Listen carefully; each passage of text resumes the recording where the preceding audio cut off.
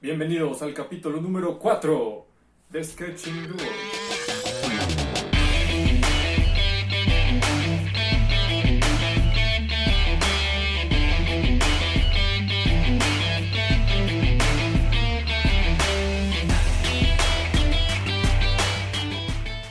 En el capítulo de hoy aprenderemos un tema que va a dejarnos trabajar de una forma muy autónoma. Nosotros ya tenemos las bases sobre cómo se conforman tanto las geometrías como las geometrías en perspectiva, y también tenemos los principios básicos para saber hacer trazos de buena calidad. Por ello, a partir de este capítulo empezaremos a generar bocetos en su máxima expresión. Pero antes, los materiales. Por supuesto que debemos seguir utilizando nuestro bolígrafo de tinta negra para que tengamos trazos seguros y perfectos, una superficie lisa donde trabajar y nuestro grupo de 10 hojas para que nuestros trazos sean fluidos y bellos. Hoy hablaremos sobre dos temas esenciales que son el bocetaje de figuras geométricas básicas en 3 dimensiones. En pocas palabras son volúmenes extruidos. Primero vamos a dejar claros algunos conceptos, empezando por la extrusión. La extrusión es la repetición de una figura plana o perfil infinita cantidad de veces y repetida de acuerdo a una línea de dirección. Esta línea normalmente puede ser recta o también puede tener ciertos caminos raros específicos. Pero por ahora quedémonos con la línea recta. Vamos a empezar. Empecemos con el prisma rectangular, que es precisamente la extrusión de un plano rectangular en una dirección.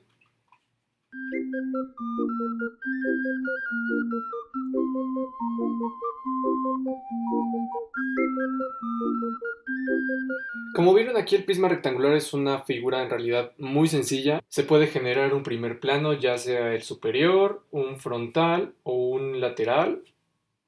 Y este se repite infinita cantidad de veces hacia el eje Y, hacia el eje Z o hacia el eje X, dependiendo cuál haya sido el plano que nosotros hayamos generado. Lo mismo sucede con el prisma circular o cilindro, solo que este perfil solo se puede proyectar sobre el eje Z.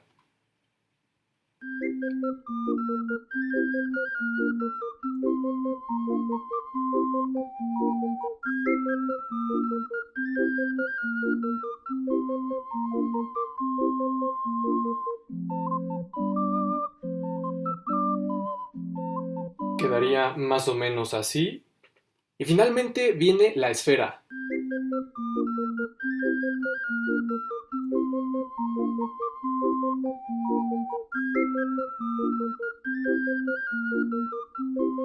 Con la esfera hay un tema un poquito complejo porque dentro de la geometría existen geometrías que tienen curvas que están proyectadas sobre los planos XY, YZ y ZX. A estas geometrías se les llama geometrías con triple curvatura. Hay geometrías con una curva sencilla, con doble curvatura y con triple curvatura. La esfera es la figura más sencilla con triple curvatura y es muy buena para aprender qué significa esto. Digamos que la esfera está compuesta por la unión entre una circunferencia que está sobre el plano XY, otra circunferencia que está sobre el plano YZ y otra circunferencia que está sobre el plano ZX.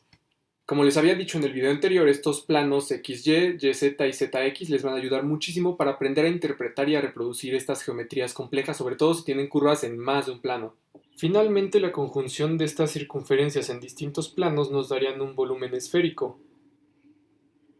Pero no se preocupen, es más sencillo de lo que parece. Al final del día, la esfera representada en 2 dimensiones es simplemente una circunferencia. Y aquí es donde viene lo interesante. Si ponemos atención en las figuras que están representadas, en realidad nos parece que no nos terminan de dar la impresión de las 3 dimensiones.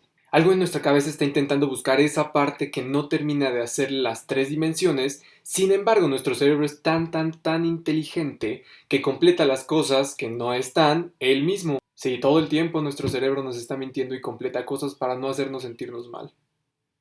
La clave que va a distinguir a estos volúmenes de los volúmenes que se ven realistas, y sorprendentemente no vamos a tener que hacer unos nuevos, es uno de los componentes esenciales de la percepción en 3 dimensiones, y es la presencia de luz y sombra, o en otras palabras, la presencia o ausencia de luz. Y se preguntarán cómo se representa esto.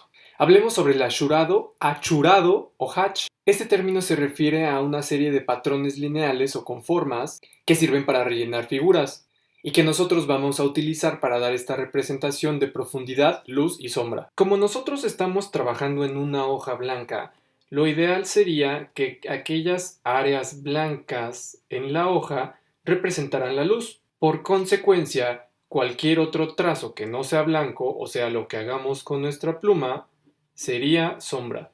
Entonces aquí vamos a tener una escala en donde representemos el 0% de trazo, que sería 100% de luz, hacia el 100% de trazo, que sería 100% sombra. Aquí es donde entra una parte importantísima, que es la calidad y densidad de líneas. Como podemos ver, estos dos factores dan la impresión de que hay más luz y menos luz en ambos costados de la muestra. Sin embargo, ni la densidad ni la calidad por separado nos ayudan a ver una clara diferencia. La razón es porque ambos factores deben trabajarse en conjunto para lograr una impresión de profundidad, de luz y de sombra. La regla es que conforme se va haciendo más oscura la figura o va habiendo más sombra, pues claro que va a aumentar la calidad del trazo que hacemos, que va a ser cada vez más fuerte, y la cantidad de líneas podría decirse que por centímetro cuadrado o por X área irá aumentando conforme la sombra tiene potencia.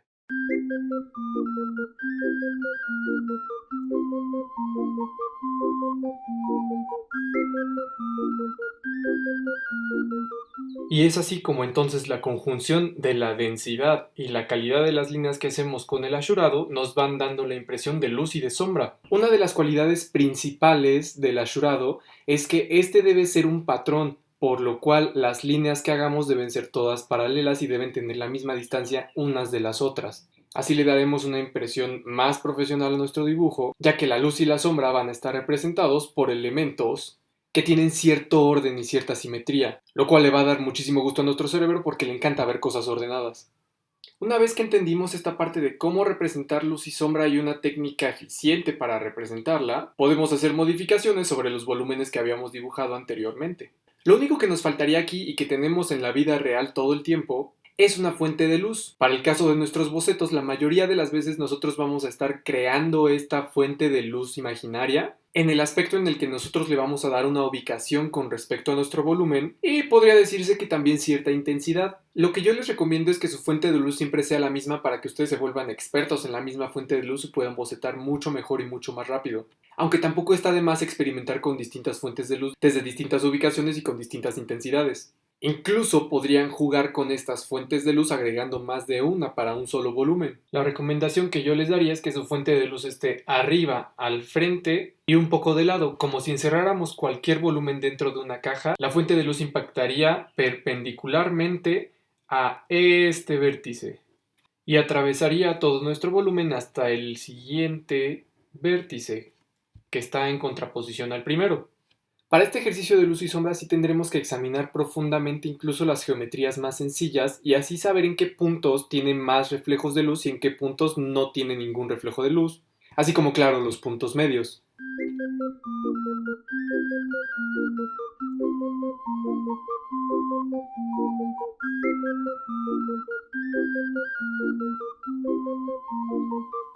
En el caso del prisma rectangular es algo muy fácil porque tiene las caras planas y prácticamente todas las caras reflejan igualmente en su superficie la luz. Por eso les recomiendo que su cara frontal tenga entre el 0 y el 10% de ashurado, la superior entre el 30 y el 60% y la lateral entre el 80 y el 100% de ashurado. Aquí vemos ya un poquito que se empieza a ver algo de profundidad, ¿no? En el cilindro, el tema es un poquito más complejo, sin embargo, nos sirve mucho dividir la parte envolvente en varios segmentos. Yo les recomiendo que el segmento donde más choca luz sea este, para que esta segmentación nos permita ver un degradado de luz y sombra hacia ambos lados. Sin embargo, aunque tengamos un lado cortito y un lado más largo, les recomiendo dividir en la misma cantidad de segmentos dichas secciones. De este lado tenemos 4 segmentos y de este lado también tenemos 4. Lo único que tendríamos que hacer sería asignarles proporciones más o menos iguales. Asimismo, como en la superficie plana, generar unas proyecciones en diagonal de estos mismos segmentos y aplicar su respectivo ashurado.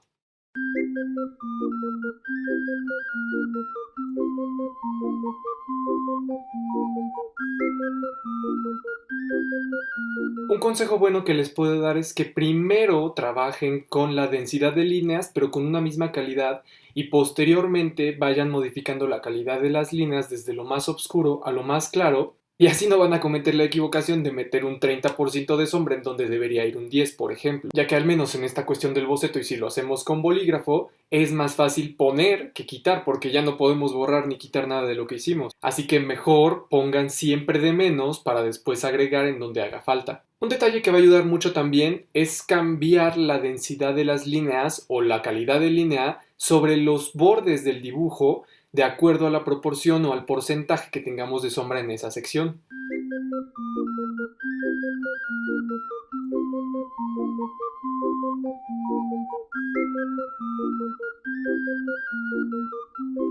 Y después de este proceso vamos a ver cómo nuestro cilindro ya está tomando una apariencia con mucho más profundidad y ahora el 3B se puede notar con las luces y las sombras que aplicamos.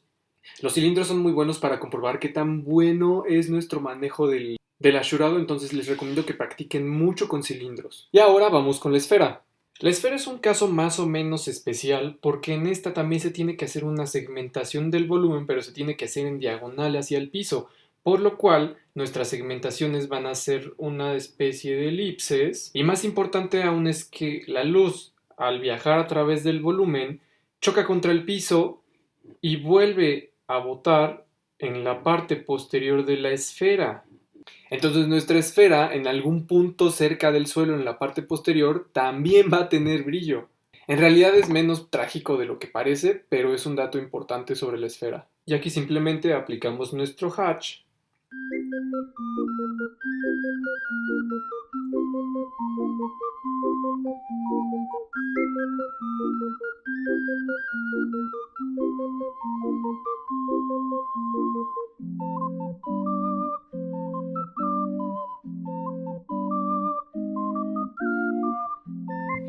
Algo que también les serviría muy bien cuando le den sombra a una esfera es que no usen ashurados rectos, porque si usamos trazos rectos en una geometría que es totalmente curva, se va a empezar a ver un poco deforme como la mía. Lo que pueden hacer es una especie de degradado pero elíptico.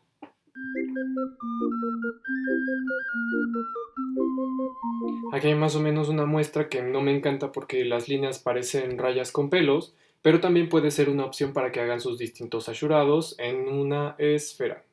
Ahora, si volvemos un poquito al tema de la descomposición geométrica, es más que suficiente con estas figuras para hacer cualquier geometría que se nos ocurra.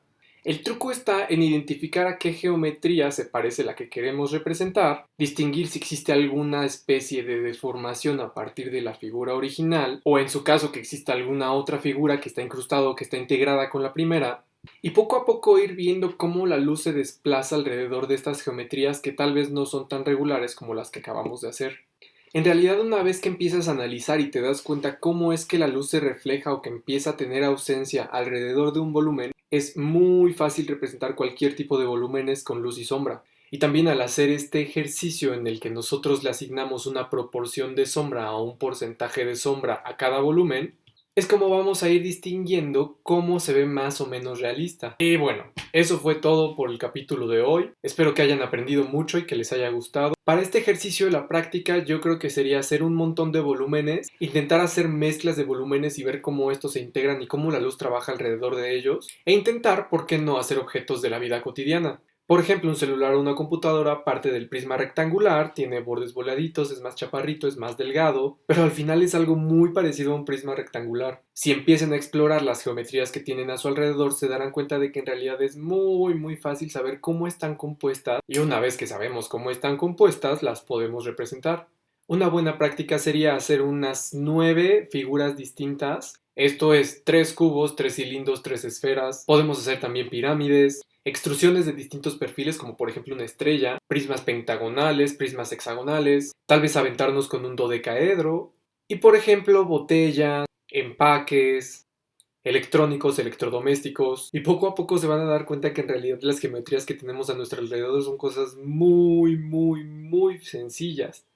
Entonces, ya tienen trabajo que hacer, recuerden sus 9 figuras. Si quieren hacer otras 9 que sean geometrías compuestas, como lo que les acabo de decir, tal vez una botella, un electrodoméstico o algo por el estilo, les va a ayudar muchísimo para hacer estas representaciones con luz y sombra. Así que felicidades, acabas de superar el nivel número 4 del Summer Series Sketching the World. Nos vemos la próxima.